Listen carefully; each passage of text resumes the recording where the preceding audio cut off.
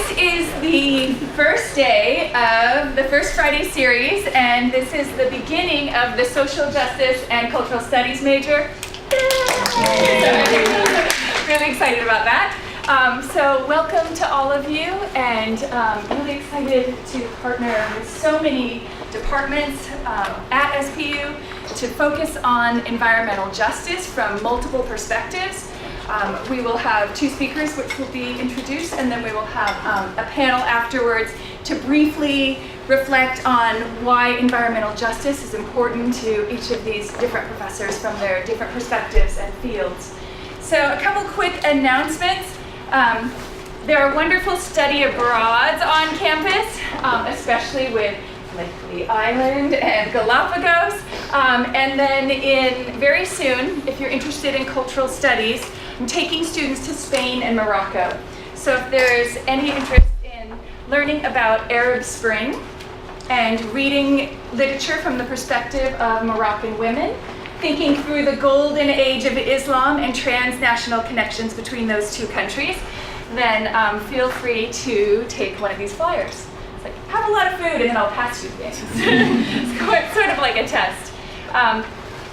Really quickly about the Social Justice and Cultural Studies major, we have organized vocational tracks for it. So if you're interested in pre-law and policy, art and social change, peace and conflict resolution, or global cultural studies, these are great tracks where you have vocational skills in them.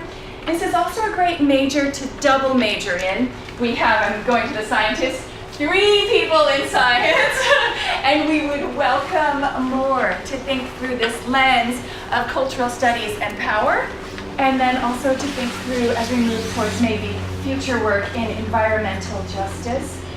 So stay tuned, we're hoping for minors and tracks and ways that we can ignite this campus's awareness about the importance of the environment and the justice that needs to happen, the changes that need to be made. So if you're interested in the tracks, you can go to this. I also have a wonderful student leader team. Give it up for them really quickly. They have brought me snacks out for us, and my mother-in-law's here who helped with snacks. Sorry, Mary, we love you. Okay, I'm done. They have a few quick announcements too. Hi everybody, my name is Andy, and I just wanted to expand on a little bit what Dr. Siegel was just selling to you a minute ago. Here are the actual courses that are part of the new Social Justice and Cultural Studies major. And if you're interested, please take one, look into it.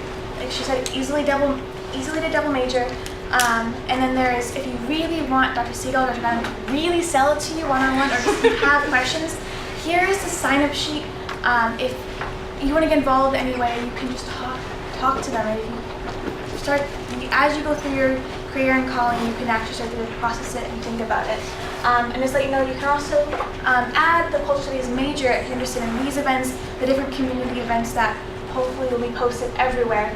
Please follow us on Instagram. And a quick note is that if you're worried to have your voice or your picture taken at any of these events, just let me know or contact the Instagram, and we'll make sure that your needs are met for anonymity in any way possible. And your name is Taylor. Hi, I'm Taylor. I have a community event sign-up sheet. So when we have events like this and you want to be made aware of them, you'll be emailed about different events like the colloquium and just any future social justice major events. So sign up even if you're not in the major and you're interested in major-related events. So I'll pass that around. And if you're not in the major and you still want to hear about what cultural studies things that are happening on campus and off campus, sign up. Easy way to get informed.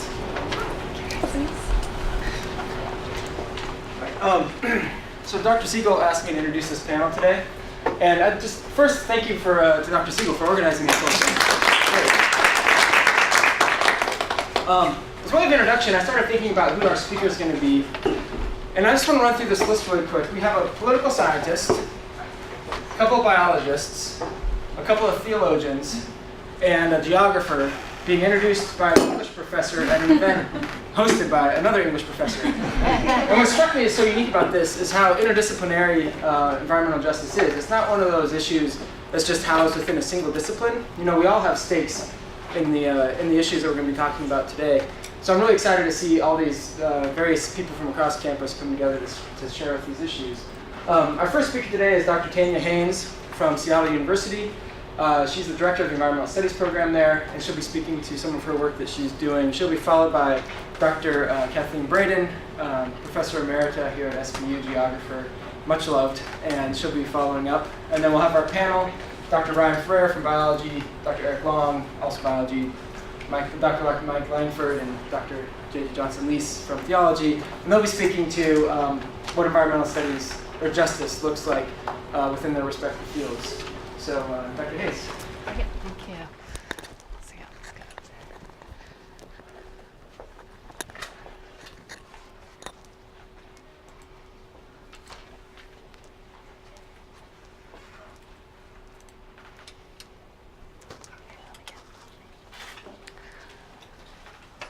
Okay, welcome. Great to see you all. Good afternoon, Friday afternoon. It's wonderful to see a big group here. So yes, I'm Dr. Hayes. I'm at Seattle University, and I just want to thank you for inviting me here. It's really a pleasure to be here on campus and to talk about environmental justice. And so I've been asked to share a little bit about my research and how I look at environmental justice, and specifically more from a policy perspective, because that's where I come at it. So my background is in policy and planning, and I'm particularly interested in looking at international environmental conservation projects and policies and what they look like when they get implemented on the ground. So what happens when they get implemented with particularly resource-dependent rural communities. And so I'm going to talk about two experiences that I've looked at here today, looking at the implementation of two programs in Latin America and some of their social justice implications and how I look at the social justice outcomes and why they matter for understanding conservation and development outcomes more broadly. But before I get into those, I want to give you a little bit of background on where and why I look at these programs in Latin America and some of my approach to that. So as I said, I work in Latin America. I've worked in Central America and now in South America. And the problem, environmental issue that I focus on is deforestation or forest conservation, and specifically looking at agricultural expansion. And I'm not sure how familiar you are with agricultural expansion, but there's two forms that I look at of agricultural expansion. And the first is probably the one that you're most frequently hear about if you think about the Amazon and what's been going on in the Amazon. So thinking of outsiders, farmers and ranchers, moving into more remote areas and deforesting lands for pasture and for agriculture. And that's one side of agricultural expansion, but there's also the side of people within their communities having forests surrounding it and also expanding into those forests for agriculture and pasture purposes as well. So that's the problem I've focused on, and then I've switched and looked towards what the traditional policy response has often been, has been the creation of protected areas, so national parks. And if you think of Yellowstone National Park, that's the model that's been exported around the world, thinking about a government-owned area. That tends to be, if we have a degradation going on, the way to resolve that is to fence off the area, right, and put some strict regulations on that. It's frequently referred to as the fences and fines approach. And while that's been successful at times, it can also cause conflict and has some social costs as well. And that's really what got me into this issue. So I started out just to see where I got into looking more at the social justice applications and implications of protected area policies and other conservation policies. I started out in Honduras doing my master's work. And I was really interested. Honduras was going through a similar problem as we've seen in the Amazon, in which you had farmers and ranchers moving out into a remote forest area, part of a UNESCO World Heritage Site, and they were encroaching on what have traditionally been indigenous lands. And so I went down to understand sort of what was happening, and I had an international conservation organization contacted me and said, you know what, we're really interested in your research, and in fact, we've considered funding your research because we want to know how to stop agricultural expansion. We want to stop folks from moving in. We think maybe we need to strengthen the protected area. We want to have tourists come and see this World Heritage Site, and we want to protect the biodiversity. What do we do?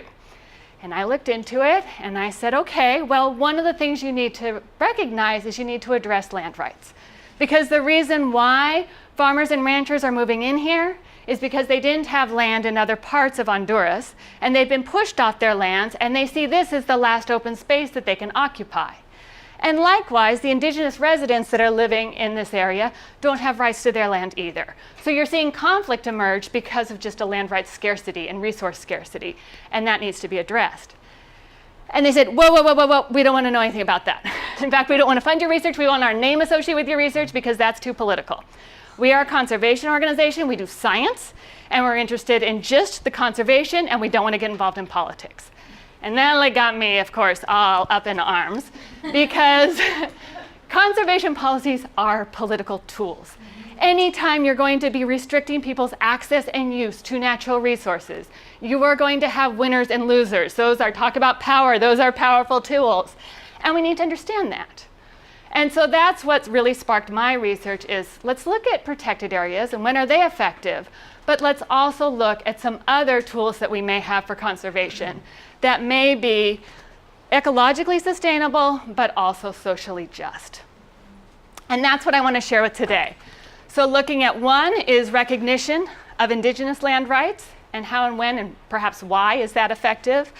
And then two is a more recent conservation tool that's spread rapidly, especially in the tropics, is payment for ecosystem services.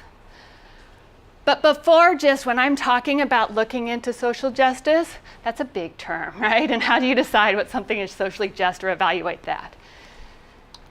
And so from my perspective, I look at more at equity and I look at it from an empirical perspective. So I'm really going out and really trying to measure and assess what's happening. And I look at three different areas. So frequently we think about distribution concerns. That's who wins and who loses when you put down a protected area. But the other aspects that are really important that sometimes don't get noticed is one, the process. How did that law get created? Who was involved in it? What was the decision-making process? Was it participatory? Was it transparent? And that links very much with recognition. What stakeholders were involved? What knowledge, norms, and values were included in this process? And in the end, which stakeholders are then recognized in the distribution of costs and benefits? So those are the three dimensions that I'm looking at when I start to assess conservation policies and programs and see what do they mean from a social or environmental justice perspective. So the two studies. So one, I returned back to Honduras after my master's for my doctoral work because I was still really interested with this whole problem of agricultural expansion and what you could do.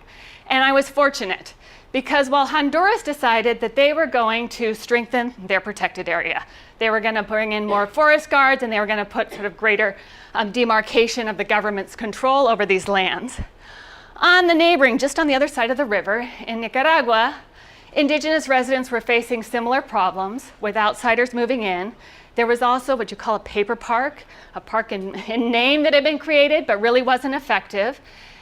And what a set of NGOs, so non-governmental organizations, and the government did was rather than establish the protected area, they established indigenous people's territorial rights. And the indigenous people were given then the right to make their own land management plans. So it was a perfect setup for me to see which works better, right? Having a traditional protected area or what happens when you recognize indigenous people's rights to their land. And in sum, very quickly, what I found is that those where they had recognized indigenous territories, they were better able to control agricultural expansion. Both outsiders moving in, but they also had land use plans for internally controlling their own expansion. And this has since been found in a number of studies in different locations internationally. When you recognize resource users' rights, it's not always, but it's more likely that you're going to have stable management conditions. But for me, what was really interesting was the why, and that's where it was critical. It was the process. So when this started, the non-governmental organizations and the government officials only included the indigenous residents in the process. So they went out and started demarcating their lands, thinking about what the rules would be about how you could use the forest. And the settlers that had recently come there in the last 10 to 15 years got up in arms. And what they did was kidnap the leaders of the indigenous groups as well as some of the officials. And they said, you know what? we want to be included in the process. And ultimately, they were included in the process, and they negotiated where the boundaries would be, and they negotiated what they would do with settlers that were already inside those boundaries. And when I talked with people about why they no longer kept going into the indigenous lands, they said, it's because we created the law and we signed the law. So it was their participation in that process that in the end has been critical in ensuring compliance and forest conservation in that area. So that's one example of thinking about how social equity is important for considering the implementation of international conservation policies. I want to just focus on the other, which is more recent work, which is payment for ecosystem services. And particularly, I'm looking at that in communal lands, so with communities. I don't know how many of you are familiar with payment for ecosystem services. Some, I see not some. But the idea here is basically, once again, it's recognizing people's rights and their dependency on the land. Frequently, if you're thinking here, the example is we've got farmers that are using land for cattle. That's degrading the water system. We want to depend on the water. But rather than putting down the traditional protected area model, which would say, can't have your cows up there anymore, these farmers get paid on the condition that they bring their cows down. And so the idea is that you're compensating folks for the loss of livelihoods because you can no longer use those lands. Payment for ecosystem services is highly controversial for a number of reasons. But where I find it particularly interesting from an equity perspective is when it gets implemented in communities. And that's what's occurred in Ecuador. So think right now if SPU, the city of Seattle contacted SPU and said, you know what, you've got a problem with traffic congestion here and you're polluting. We want to do something about it. If you sign a contract that says none of you will drive to school here, then we will pay you a lump sum and you can decide how to divide that up amongst your students, staff, faculty. Some of you may be like, big deal. I don't drive to campus because I live really close. It doesn't matter to me. Some of you may be thinking, oh my goodness, how am I going to get to my job? How am I going to get to, like my kids, I have to drop them off. I live really far away. I can't do that. You want me to take my individual, I can't take my car, I have to take the bus? That's what happens when these gets implemented in communities as well. So in Ecuador, they've implemented this with communities, but just like here, where you are not a homogeneous group with needs, in Ecuador as well, in these communities, not all community members are using lands the same. So when a community signs an agreement and says, we're no longer going to be able to use our lands for agriculture or for cattle, that has different impacts on different community members. And that raises a number of equity concerns. So that's what I've been looking at more recently with a team of researchers. And there's a number of equity questions. How does the community, how would SPU make the decision to participate? Once again, is it inclusive or not? Who has to change their land uses? There's particular concern over whether poor or marginalized folks may be more likely to have to change their land uses than the wealthier. How are benefits distributed across households? This lump sum of money comes twice a year to these communities. Is there a certain elite group that gets it? Are those that had to make changes, are they actually receiving some of the benefits? And then finally, is this distribution of costs and benefits perceived to be fair amongst the community members?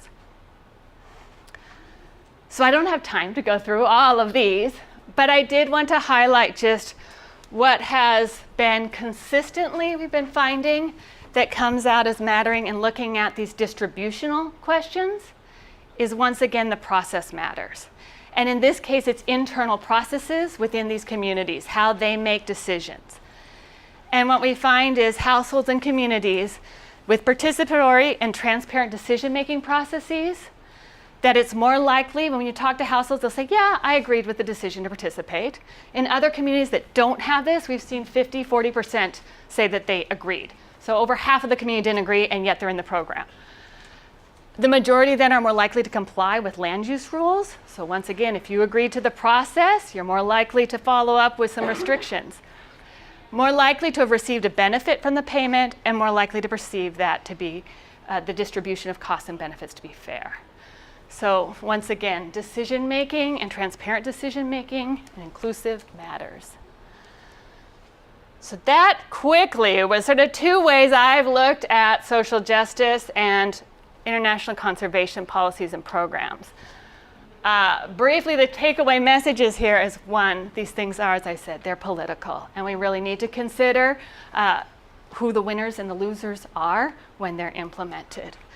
But that furthermore, process matters. We need to look at who was recognized, who's left out. Some folks we might think we could leave out probably need to be included as well. And what consistently starts to come out is when you have inclusive and transparent decision making, and that decision process has been perceived legitimate or fair, it's more likely that folks are going to comply with land use restrictions, things that go against even their own benefit, if they think that the process was fair. So when we're thinking of long-term sustainable sort of conservation goals, the process matters in attaining not just social justice, but also in attaining our conservation goals. And that's it. Thank you.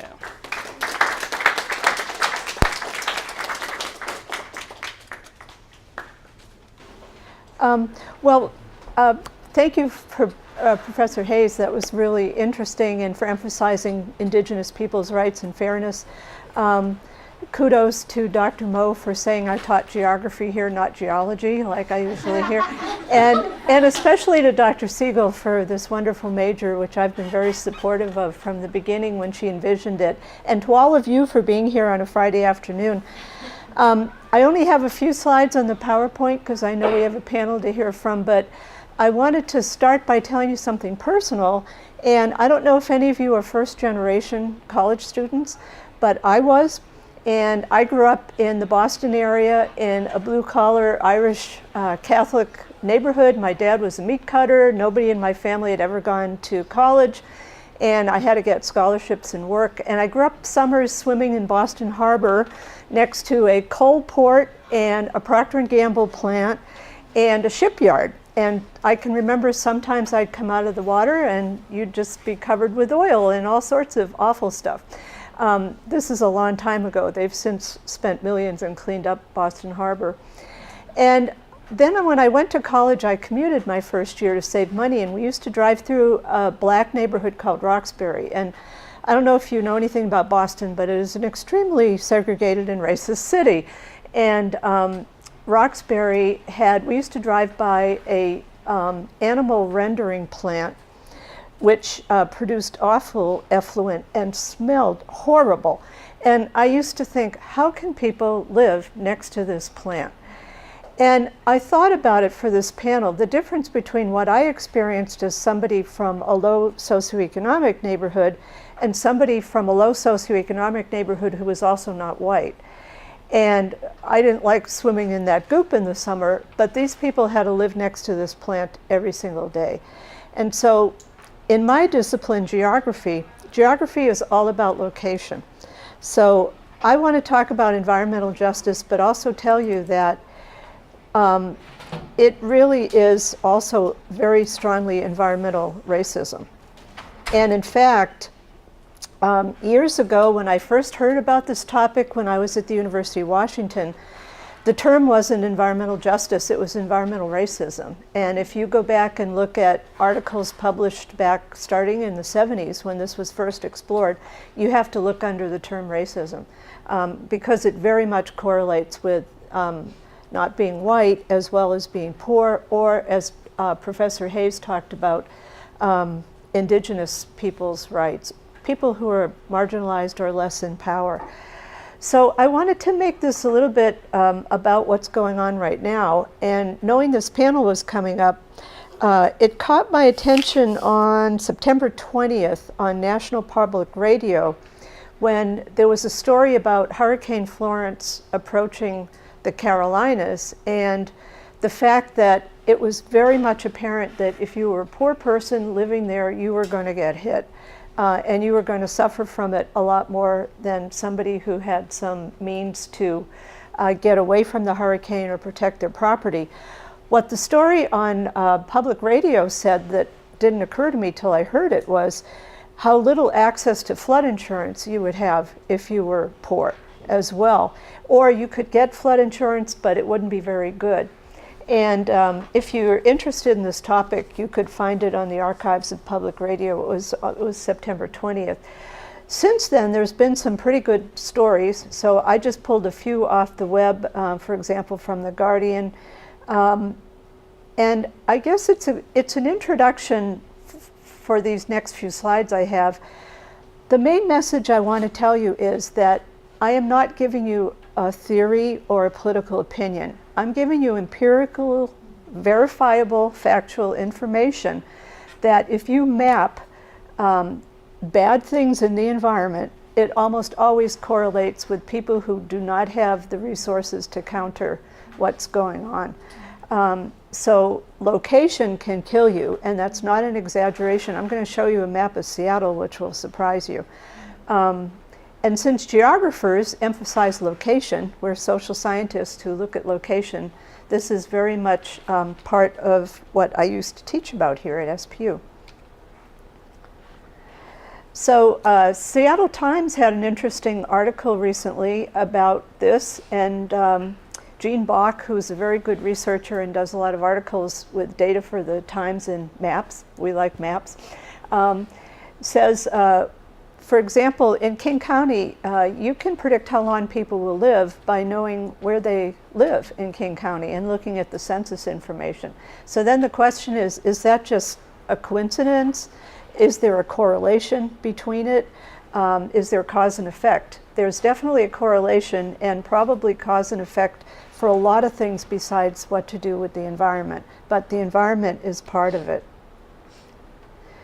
So I wanted to give you a definition of environmental justice, and I want to tell you something ironic about our current administration under President Trump that I'm especially thinking about today because it looks like we're going to have a new Supreme Court Justice, Mr. Kavanaugh. What do we mean by environmental justice? Well, here's what the EPA does for a definition. And again, this is an enlarged definition. If you went back several decades through the EPA, they started out calling it environmental racism, and they still very much link it to racism. But it's a bigger term now, environmental justice. Here's the irony. There's still people in the EPA working on this. They haven't all fled yet. And they just produced their 2017 progress report. So what I find incredibly ironic is that Mr. Trump's administration is dismantling a lot of the environmental protection laws right now. And again, I'm not telling you that as a political opinion, it's just a fact. But on the other hand, the EPA, the workers are still working on trying to show evidence that this is an issue and that we should be doing something about it. So I would say there's a kind of ironic inconsistency going on in the EPA right now. The fact that we went from Mr. Pruitt to Mr. Wheeler, who comes out of the fossil fuel industry, but there's still people in the EPA who want to provide evidence, are still publishing scientific articles about this. I thought about it today with Mr. Kavanaugh's choice inevitable now being on the Supreme Court, because he has been on the Washington, D.C. federal courts, and his environmental record has not been sterling. And there's an important case coming up about mercury emissions related to coal plants. And his judicial record on that, he was on a panel of 4 judges a few years ago. He was the only one who voted in favor of steps to try to start dismantling the Obama administration's regulations on mercury emissions. There's going to be another case coming up in the Supreme Court about this. He's now the deciding vote. So I think there's probably an excellent chance that there'll be a rollback of the mercury standards that the previous administration set up. If that happens, I guarantee you, if you map it, it will affect poor people more than wealthy people who can get away from the... Ironically, even poor people who live in coal country who might have voted for Mr. Trump, which is really a sad situation. So let me just show you quickly a few empirical facts that you can research, or if you'd like to get in touch with me about the sources of information. Most of these are from the EPA reports. So African Americans are 79% more likely than whites. This is what I noticed when I drove through Roxbury on the way to Boston University. Commissions on Racial Justice have done work on this too. Where do we put hazardous facilities, toxic facilities? It's not in Laurelhurst, I can tell you that. Poverty-stricken indigenous communities, in our case Native Americans, Dr. Hayes talked about Central Americans, have some of the worst toxic pollution in the country. If you look at the Navajo Reservation, for example, in the Southwest. Children of color are much more likely to live in neighborhoods where they're dealing with lead poisoning. If you remember the case with Flint, Michigan, everybody was affected who had those old pipes, but it was especially kids in poor neighborhoods that were dealing with that. And lead levels, of course, are terrible for children as far as their development. So I wanted to show you some of the information from our very own backyard, because even though we live in an affluent part of the country, not everybody in the greater Puget Sound area is affluent, and so your zip code can very much predict the amount of toxins that you're going to be exposed to. And some of the worst of it was down in the Duwamish Valley and down towards Tacoma. Native American communities who live along the Duwamish River and used to live there have been very active in battling this, and there has been some good news cleanup along the Duwamish, which is really positive. But very much there is a correlation with per capita income zip codes in the Seattle area and the whole Puget Sound area. So I pulled off a few days ago the EPA map. This was the most recent one I could get of where some of the worst toxic waste cleanup sites still are in this area. And you'll notice, first of all, if you're a good geographer, you'll see they correlate with water sites, because a lot of it's dumped into rivers and streams and places along the Sound. But you'll also see how much they go down to the former industrial area and the poorer parts of the city. I wanted you to see a quote from one of the studies about this. Some of it is the legacy of companies that used to dump things back before we had regulations about water cleanup and air. One of the worst is down in Tacoma, where the old Asarco smelter used to be, where a lot of the soil has been poisoned. So if you are interested in this, I could also see that Dr. Siegel gets this if you want to see the links. But there's some very good studies by King County, by Pierce County, by the city of Tacoma on looking at the relationship between places that have had toxic soil and places that are lower income neighborhoods. So a few takeaways for you if this is a new topic to you, and it may not be, but if you'd like to follow up on it. If you're a Christian, I would point you to Luke 18, the story of the persistent widow, right? And she's persistent for what? Justice. She wants to get justice. And if you remember, the judge finally goes, oh, okay, because she just bugs him so long. And afterwards, Luke writes, if these people cry out to me, I will hear them, the Lord says. I will hear. So persistence and uncovering this, finding the information, finding the data, and not giving up. I hope that you will educate yourself if this is a topic that moves you, or even just talk to your friends about it, some of your faculty members about it. If you're getting into this major, it's a great way to explore this issue. I'm sorry we don't have any more geography classes, but there are other ways to get into the topics. And I think that Professor Hayes gave you a really good glimpse of land rights issues and issues with indigenous people in Central America. This happens all over the world. My own research has to do with Russia, and these problems persist in Russia. But it is not just international. It's right here. It's right in our own city. So I'm sorry I didn't update my information, but we used to have an NGO in South Seattle that especially focused on environmental racism in Seattle. I'm not sure if it's still there or not, but if you're interested, you could Google the term in Seattle and see if you find it. If you don't, I could try to find a link for Professor Siegel. So speak about it, be aware, talk about it. Don't let people tell you you're just politicizing it. Say, no, Professor Braden says this is empirically verifiable, because it is. So, thank you.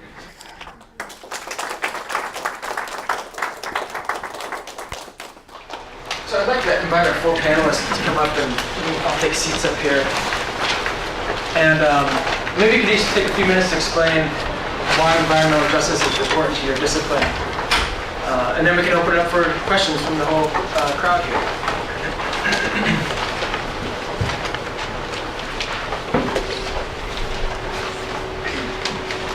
Ryan, want to go first? Oh, sure. So environmental justice from my discipline, many of the teachers that the classes that I teach, I discuss environmental issues, particularly climate change in many of them. And one of the topics that we discuss in this is who's affected with climate change disproportionately, right? So I use the example that I can turn on my AC.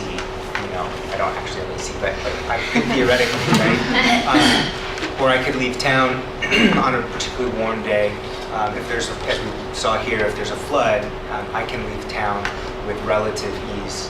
The financial constraints aren't the same for me, and so as it is for other groups. And this idea of equity and the consequences of environmental degradation are really important.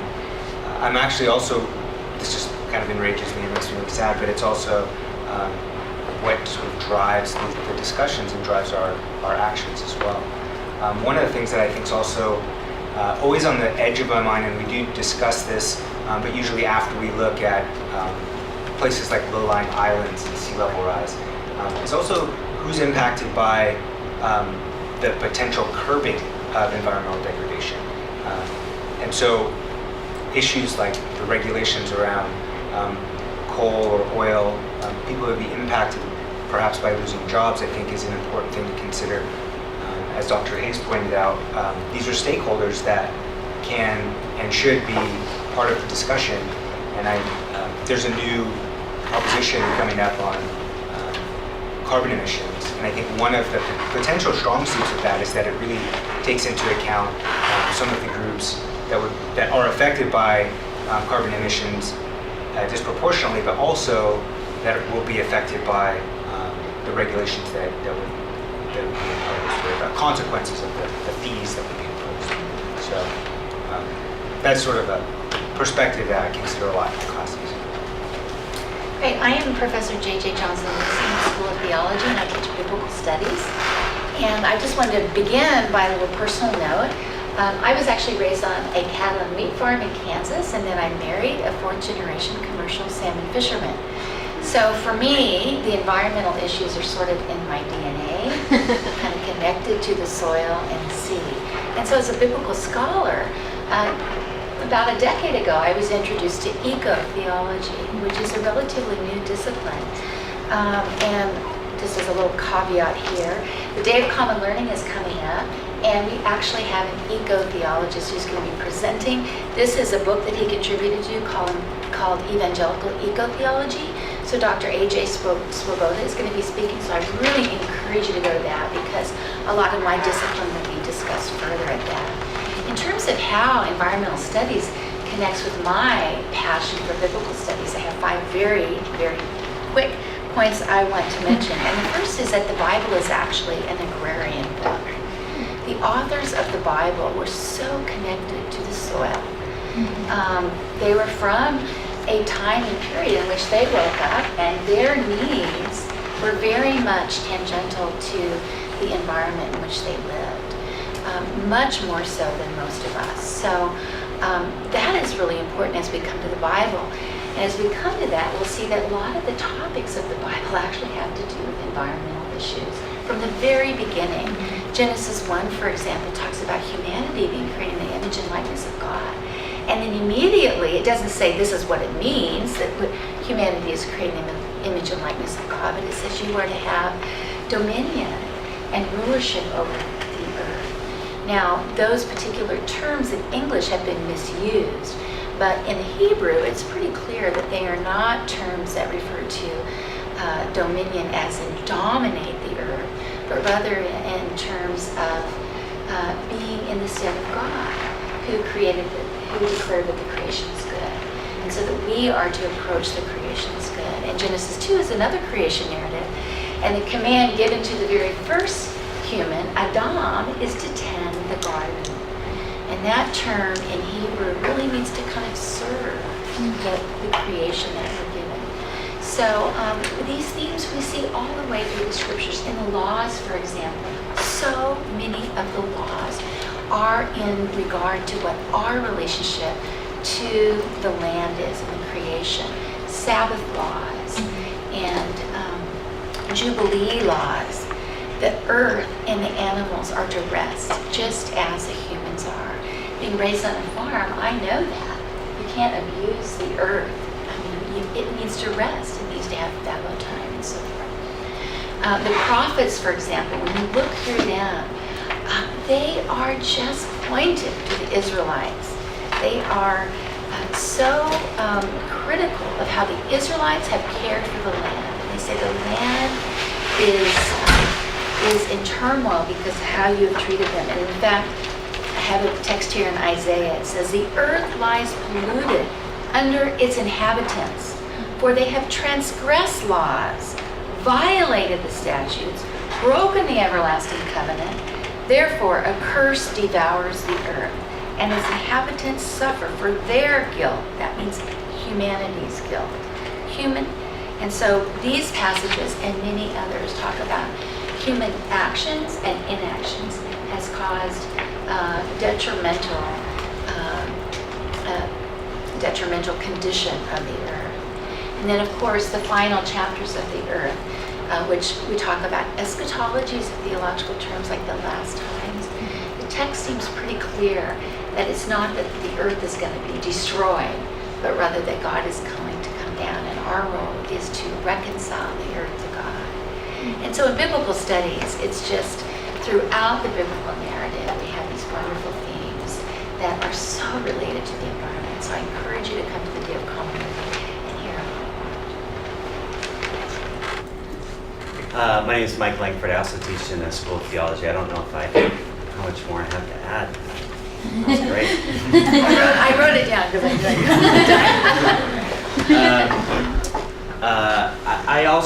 I grew up in a rural area where the predominant, most people worked in some ways connected to agriculture. And so growing up, as I also became a person of faith, and as that sort of more and more became a part of my identity, it was hard to not sort of think about how that was connected to my relationship with the earth, and also, I guess what I would just briefly want to say is that sort of as a theologian, I guess I want to think about how do we think about the world and reality in light of what we, and I'm speaking myself as a Christian, what we believe about God. And so the Christian confession of God is that God is creator. And so what is it, how do I think about reality, and how do I think of the world in light of the fact that God is creator? And so that means that if God is creator, if that is sort of constituent to who God is, that means that which God creates has intrinsic value, right? And so that means that the things of this earth, the land, the earth, it is valuable, and it's not just valuable for how it serves us, but it has its own value. Mm-hmm. So the land has value even if the way that I care for it actually doesn't affect people at all, right? And so while I think it has value, especially for our discussions in our classes, to talk about sort of social justice and environmental justice, in some ways it's just justice, and it's just things being made right. And you know, when God talks, or when we read in Scripture about sort of what sort of theologians sometimes call salvation, salvation isn't sort of necessarily painted as just you know, you die and your soul goes to heaven, but rather it's all of the cosmos is redeemed, right? Everything is healed together, and we are as humans, but so is non-human creation. Sort of, it's all part of a big ecosystem, right? We're part of an ecosystem, and so what does that mean for me as a Christian? What does it mean that God has placed me within this incredibly beautiful and complex ecosystem? That I'm part of it, right? What is my role in the ecosystem? And it seems from Genesis actually that my role is to love it and to care for it and to steward it well. And so actually caring for creation, both human and non-human, is part of discipleship, and it's part of worship of God, to care for it well. So I guess I'll just Eric Long, I teach in biology. I'm an ecologist as well, and it sucks to go last because you guys had some great stuff. So just on this one. So maybe I'll just kind of echo a few things that have already been said, but how I think about this. I'm a wildlife biologist, so my background's in wildlife management. So one thing to echo what Professor Hayes said right off the bat is, I remember my first wildlife management class in graduate school, and the professor was like, y'all are here because you love animals, right? Like, yeah, and like bear, yeah, and deer, we love those, and eagles, And he's like, all right, wildlife management, this is 10% animal management, 90% people management. Right? So you just, like, the one thing to keep in mind on that is, like, you have to involve people in these decisions, and I thought Professor Hayes laid that out really, really well in hers. I teach an upper division class in conservation biology, and you know, a lot of my biology students there, it's about, you know, saving the whales. But we end up talking a lot about things like payment for ecosystem services, right? So to accomplish these goals, like if we have the laudable goals of environmental justice, to accomplish these goals, we have to incorporate people, even if we're for biologists who are in it for the animals or whatever, right? It's like, yeah, we gotta deal with people too. So that's really, really important, I think, to keep in mind as we do this. And so I wanted to emphasize that, but I also wanted to emphasize what I knew Dr. Langford was going to end up saying as well. So as soon as I was downstream of you, I knew my son. But when Professor Braden put her definition up of environmental justice as defined by the EPA, which is a political arm, right? I'm paraphrasing a little bit because I didn't have time to jot it down, but it was that basically the fair treatment of and involvement of people from all different races, right? And I think that's a good definition. As a biologist, I would like to add to, as kind of Dr. Langford included, the fair treatment of people and all of creation, people and all organisms, people and all land, through the involvement of people of all different backgrounds. Right? So the people are the ones that are coming up with these policies and tools that we need to use, but the end result shouldn't just be how do we look out for people that are on the margins. When we talk about justice, it's really those who have the power, and how do they use it for those who do not. And we normally are thinking about humans in both cases, but clearly humans have the power, but there is a lot of the land and the organisms who are relatively powerless based on the resources that we have, the technology that we have, the development that we've done. And so I think a good scientific understanding and biblical understanding of this relationship is how do we use the power that we have to make sure that those who don't have a say, whether they be people on the margins or animals on the margins or plants or even just the land, is treated fairly and justly. And as Dr. Lease and Dr. Langford both mentioned, I think Scripture makes a strong case here that that's our call, that if we are originally placed as gardeners to tend and to keep, which those words can kind of be translated as to protect and to serve. That's our original call, is to protect and serve not just other people, and that's super important, but to protect and serve the entire land. I love Psalm 104, and I recommend looking at that. One of the things I love about that is how God is sustainer in this, and he allows the grapes and the wine to grow to brighten our faces, but then he also provides rain in the deserts where no man goes.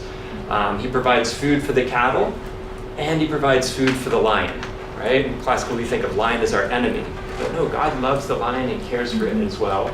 And so that's what we as scientists, we're trying to use our resources to care for all of creation, because it all has value. And so we think environmental justice, expanding the definition a little bit, not just how does it end with helping people on the margins, but how environmental justice is being just to all of the creation, which all has value.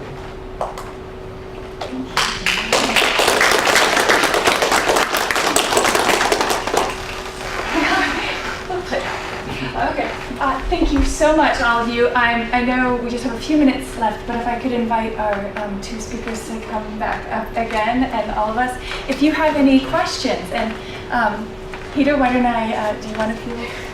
What's that? Okay, I'll do questions. Would you, any questions that you have for our panelists and speakers? Yeah. Good, because I have a question. So I'm curious, I love that focus on the process and getting everyone invested. Have you found in some of your work in Latin America that there have been certain gender dynamics where it's difficult in terms of women, maybe they have a very strong voice in it, or how does that go in terms of bringing people to the table? What might that look like, or what work have you done around that or seen research on that in terms of gender? Yes, I haven't worked specifically, but it is something that I think needs to be better addressed, especially when we're looking at also who participates, but then thinking about the impacts. There's started to be more research on gender dynamics within households, right? Because frequently we look at things at the household level. So what are the impacts on different households? But really trying to understand, especially in this more research on payment for ecosystem services, that, as I was saying, women may be using these resources different than men and may actually in fact be impacted, but frequently they're not the ones that are brought into the discussion when we're talking about this. And when you have, and the difficulty looking in communities is communities have their own rules on how and who can participate, and respecting cultural norms while also recognizing that certain voices may not be heard. I was just going to say really quickly, I encountered some writings actually when I was in college, so about 70 or 80 years ago, of this movement called ecofeminism, and it's sort of it had to do with investigating and thinking about ecological justice, and thinking about that and how it dovetails with feminism, and how they're both talking about listening to those who don't have voices, and what might those voices tell us about how we are interacting within an ecosystem. So. Can I give a quick example? The research I do in Russia and Central Asia involves conservation of endangered species and land, and most recently illegal hunting. And there's an organization here in Seattle called the Snow Leopard Trust, and they support efforts. And I just got back from a trip to Kyrgyzstan, and one interesting thing that happened is they're trying to provide alternative incomes to families in the mountains who are traditionally sheep herding. And if a snow leopard attacks the sheep, it's a big economic loss for the family. And so the men guarding the sheep might shoot the snow leopard. And so to cut down on that, there's now cooperatives for women in the villages who are making traditional products out of felt. They're often marketed through zoos in the United States. You can buy some at the Woodland Park Zoo. It is such a successful program that it is now bringing more income into the families through the women's activities than some of the traditional male activities. So some of the sociologists in Central Asia are looking at how that's changing the power dynamics in the village, and the men aren't always real happy about it. On the other hand, if the income then allows them to go buy a Jeep, they're real happy. So it certainly has an impact on changing the gender relationships in an attempt to do this conservation effort. From my perspective in cultural studies, you think, okay, I'm way out here, I'm doing stories of Iraq and Syria. But when I was living with the Kurds, one of the policies was not just to control the Kurds or political oppression that happened to the Kurds, but they would burn the land or they would burn down the trees. And so there's a whole legacy of who's dispossessed on the land, what happens to the land, or in the situation with Israel and Palestine when Palestinian farmers are losing their farms. There's a way in which the justice and the environment go hand in hand. And in terms of the Middle East, Israel and Palestine is one of the key events that people are fighting about. But when you push on it, you see water everywhere and the control over water that's happening and the environment. So what I've really appreciated today, and thank you for the excellent presentations and panel that's been here, is the way that we need to connect together to understand and critically think about what's happening in our world. So it's 4 o'clock. Feel free to stay and ask questions, but one more great round of applause to this fantastic